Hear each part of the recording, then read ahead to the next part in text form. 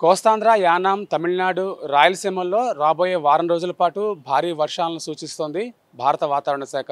నైరుతి బంగాళాఖాతంలో ఏర్పడిన సుస్పష్ట అల్పపీడనం క్రమంగా బలపడుతోంది. ఇది రాబోయే 12 గంటల్లో వాయుగుండంగా మారే సూచనలు ఉన్నట్లు భారత వాతావరణ శాఖ తెలియజేసింది.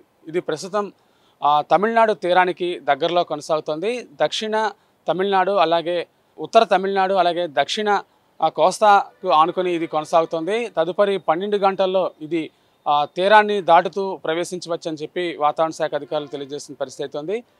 మరోవైపు మనం చూసినట్లయితే అండమాన్ సముద్ర పరిసర ప్రాంతాల్లో 5.8 కిలోమీటర్ల ఎత్తులో ఒక తుఫాను ఆవర్తనం అయితే కొనసాగుతుంది. వీటన్నిటి ప్రభావంతో రాబోయే వారం రోజుల పాటు కోస్తాంధ్ర, యానాం, పాండిచ్చేరి, తమిళనాడులో భారీ నుంచి అతి భారీ వర్షాలు నమోదవుతాయని చెప్పి తెలియజేస్తున్నారు. అలాగే ముఖ్యంగా ఈ తీరం వెంబడి గంటకు 45 నుంచి 55 కిలోమీటర్ల వేగంతో, గరిష్టంగా 65 కిలోమీటర్ల వేగంతో బలమైన ఈదురుగాలులు కూడా వీస్తాయని చెబుతున్నారు. ముఖ్యంగా తమిళనాడు, పాండిచ్చేరి ప్రాంతాల్లో ప్రభుత్వం అయితే అప్రమత్తం కావాల్సిన అవసరం అయితే ఉంది. అలాగే దక్షిణ కోస్తాలో కూడా భారీ వర్షాలు నమోదవుతున్న పరిస్థితి అయితే ఉంది. గడిచిన 24 గంటల్లో అటు రాయలసీమలో భారీ వర్షాలు నమోదయ్యాయి. అటు తిరుపతి, వెంకటగిరిలో చూసినట్లయితే అత్యధిక వర్షపాతం నమోదైన పరిస్థితి అయితే ఉంది.